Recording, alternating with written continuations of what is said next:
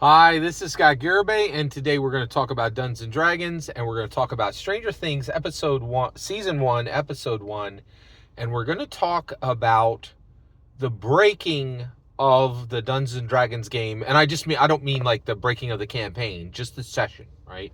So it's a Saturday night, it's November 6th, and I think it's actually like a Sunday. I think it's November 6th is a Sunday. So it's a school night. So these guys need to get back. And so they definitely need to get back. And so they need to get back. And they break the session. And then they need to immediately so they break the session and they need to get back. And so they ride off on their bikes. Okay, so Mike Wheeler stays home because it was at his home, and Lucas rides off in his own direction because his house is in a different direction. But Will and Dustin ride off together. Okay, now it's late at night. It's like 10 or 11 o'clock at night. It's in Hawkins, Indiana, and these three young men are, and actually that's a great question. I guess, they're in junior high, right? Let's say young adult, right? They're young adults. They would go get if they were going to get a book, they'd get a young adult book, right? So they're young adults, okay?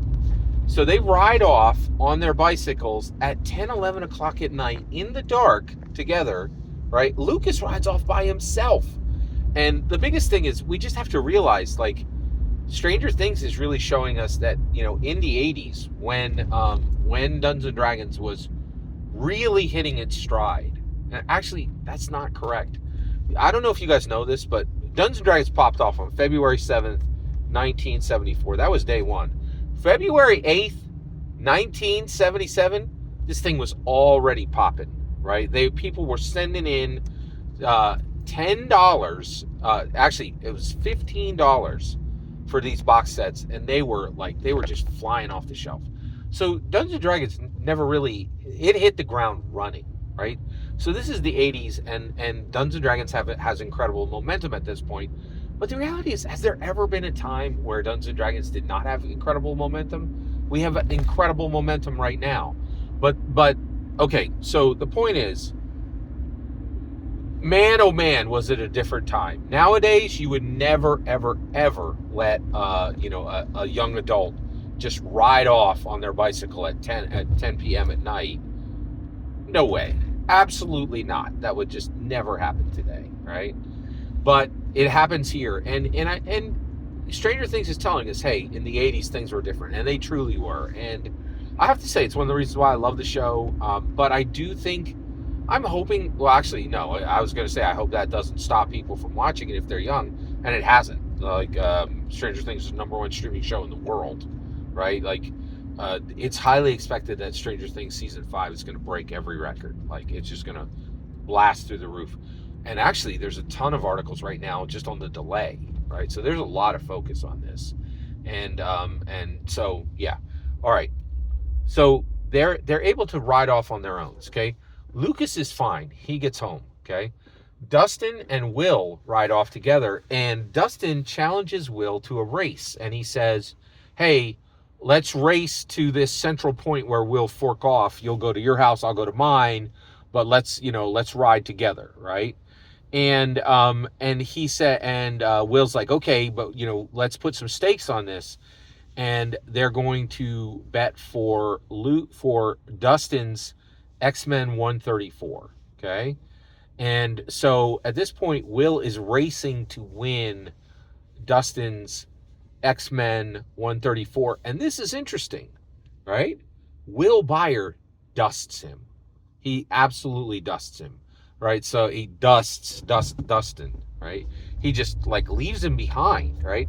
Now, this is a couple things. One, Dustin doesn't look out of shape or anything, but Will is just scrappy and I don't know. It surprised me that they said that Will just kind of left him behind quickly, right? But he did.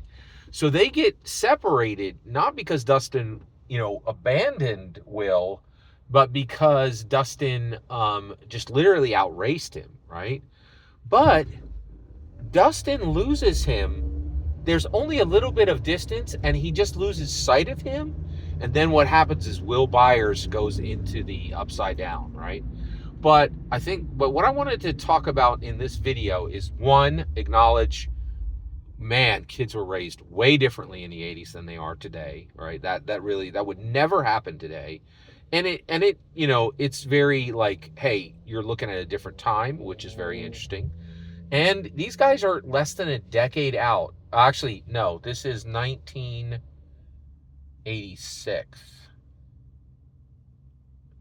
Yeah, November 6th, 1983. I'm sorry, November 6th, 1983. So this is less than not. So Dungeons and Dragons is 9 years old at this point. So they're really playing at the inception. And these are young guys who are playing at the inception. So they were not even that old, but they already knew about Dungeons and Dragons and were using it extremely well. Were, fully engaged in it, had a full up and running party, right? And were preparing themselves for the Hellfire Club years from now, right? Which would be an even more high end push on on the Dungeons and Dragons they're playing.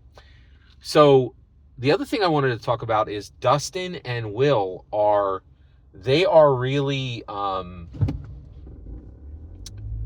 they're talking about young adult currency. So what is young adult currency?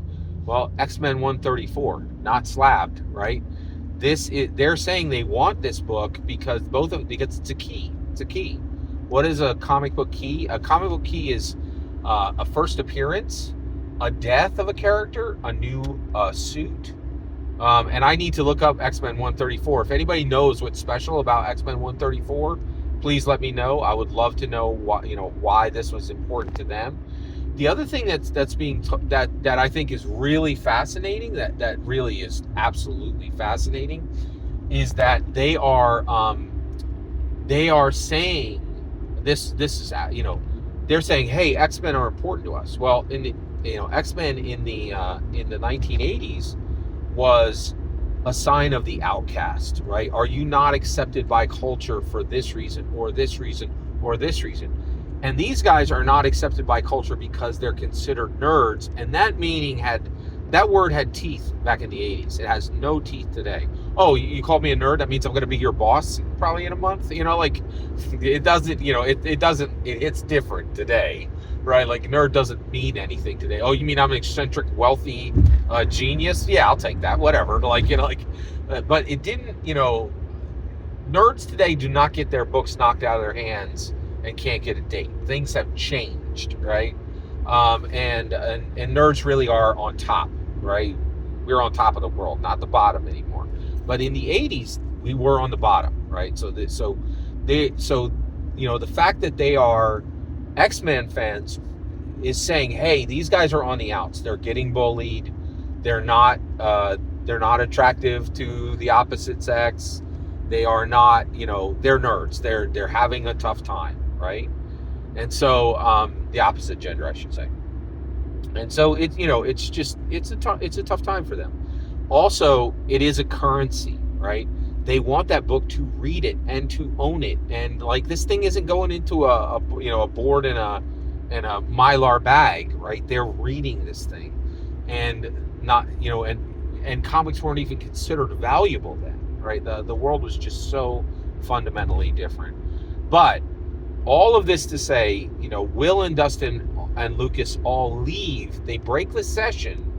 They leave, and all of them get home. All of them have a good night. All of them go to school the next day, except Will Byers, and he is trapped in the